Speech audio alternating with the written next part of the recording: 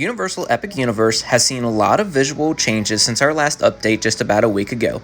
Now, let's go through in detail what has changed around the park. If you don't already, follow BioReconstruct on Twitter for more updates with Epic Universe as well as all around Orlando.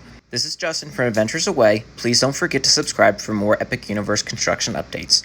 Starting with the two Offsite hotels just south of the park. Both resorts have seen extensive progress being made since our last update, with most notably the construction of the second hotel almost making to the top floor. Let's first take a closer look at the hotel that first completed the main framing and the outside structure.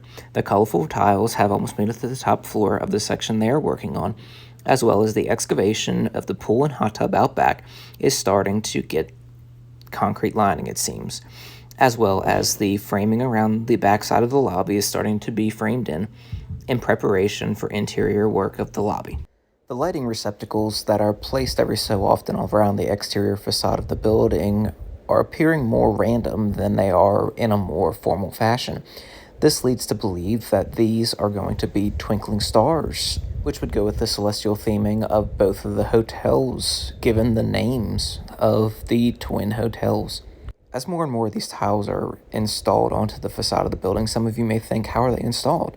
Well, this picture shows how they are installed. They are clipped in from the bottom and pushed into the framing work. Around the windows, they are pre-cut. The other hotel still needs a large section of the building completed, while on the other side of the building, they are on the last floor. These arrows are pointing to the pre-formed walls that are just dropped into place. Over into the main side of the park, over at the main entrance, more work continues around the courtyard, right before the main gates going into Epic Universe with the support buildings.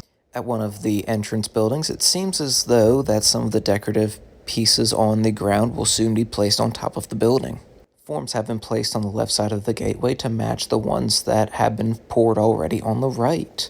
The faint yellow oval in this picture shows where the shape of the courtyard will be that will be similar to the ones at Universal Studios over in the main section of Universal. Just outside of the main gates is believed to be a restroom right where this pump truck is. Looking back up through that building is on the lower left. The park has been getting more and more busy throughout the weeks as we get closer and closer to opening day in the summer of 2025.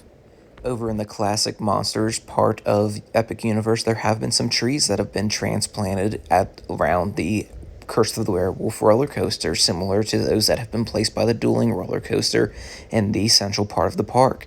Scaffolding has also been placed on the upper part of the barn, where the second launch of this rumored spinning roller coaster will be. The white stuff you see over the tracks is white plastic tubing, which means that something is going to be built above the track, which is more than likely going to be more theming elements. In the background is the framework for the windmill that more than likely will be continuously on fire. In retrospect, it would make sense since this location is rumored to be named the Burning Blades Tavern.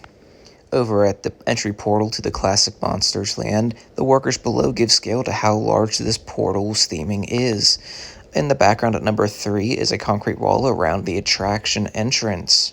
Theming continues around the village inside of the land as well as on the backside of the entry portal with the crooked-looking roof. Scaffolding is a common sight all around Epic Universe, especially when theming's in progress like it is all within the Classic Monsters land, especially at the featured attraction where the Gothic-style building is being themed. However, it is nice to start to see some greenery throughout the construction site as more trees are transplanted. Over in the Mushroom Kingdom, more exterior cladding is being installed. At the bottom of your screen is the entrance escalator. Number 1 is the entrance to the Mario Kart, number 2 is Mount Beep Pole, and number 3 is the Donkey Kong roller coaster. It seems like the concrete walkways that have been being worked on in previous updates has been completed up towards the top as you walk in. Over at the Minecart roller coaster, you can see the envelope being used to ensure guest safety. And the crooked railroad tracks have mainly been installed all around the roller coaster.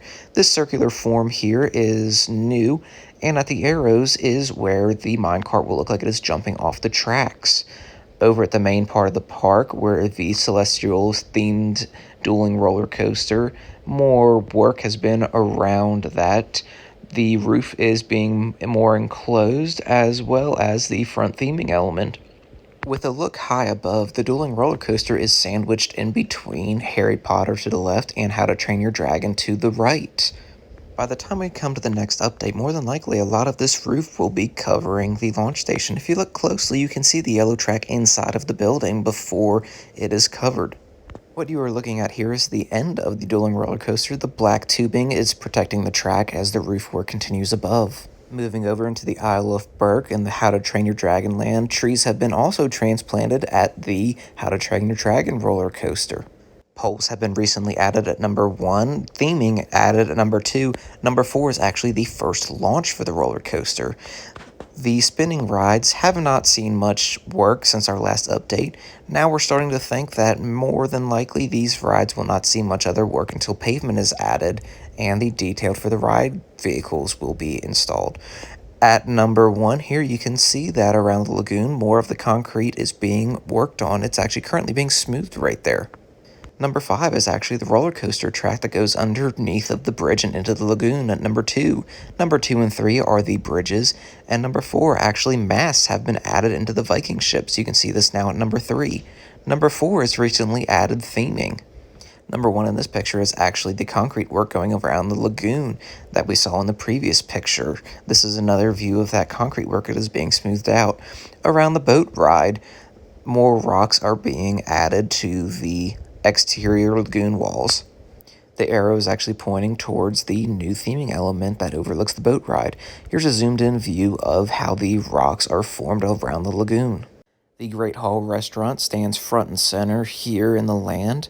This is another view where you can see the masts that have been added to the Viking ships. More work goes around the Great Hall theming elements. Now let's get a better view of that new theming element that has been placed around the lagoon. More than likely, this will be a fantastic place to get a picture. More mesh is being added around the roller coaster where rock work is continued to be placed. Those white tubings present again along these tracks as work is going on above the tracks to protect the tracks. Over in the new Wizarding World land, a statue-like column has been added on top of the land's entry portal, as well as you can now see the exterior cladding around the entry arch into the land. All around the streets of Paris, they are still completely covered in scaffolding as theming continues throughout the land. This courtyard is attached to the main show building and a restaurant where guests will enter through an alleyway. Unfortunately, we won't see a whole lot of construction progress in the Wizarding World due to a lot of the theming elements being hidden by scaffolding, and a lot of the work being done on the inside of the buildings. Some concrete forms and walls have appeared outside of the Wizarding World land in the main park. Stay tuned for what these might be. In the back of the park, at the main hotel that is inside, some work is being done on the floor where concrete is actually being pumped to finish the flooring. They are now on the 6th or 7th floor, it seems, going vertical. Number 2 and 3 are concrete supports, more than likely for an extension of the lobby. Looking high above, this might give you an idea of what guests may see looking into the park. Number 1 here is that cascading water effect going in front of that restaurant. A lot of work continues in the central hub of the park, where recently the waterfront restaurant has been plasticed over to help with the interior work going on. Guests will enter the top side of the restaurant here and make their way downstairs and eat at the waterfront part of the restaurant. The arrow here is pointing towards a service tunnel that will service the kitchen to this restaurant. These arrows are where a curved walkway will be. Around the carousel, some work has been done inside of the water feature that will have a waterfall effect inside of the pond that surrounds the carousel. That is all for today's update of Universal Epic Universe construction. I hope you enjoyed. Please remember to like this video and subscribe for more Epic Universe construction updates. This is Justin from Adventures Away. Until next time, have a great one.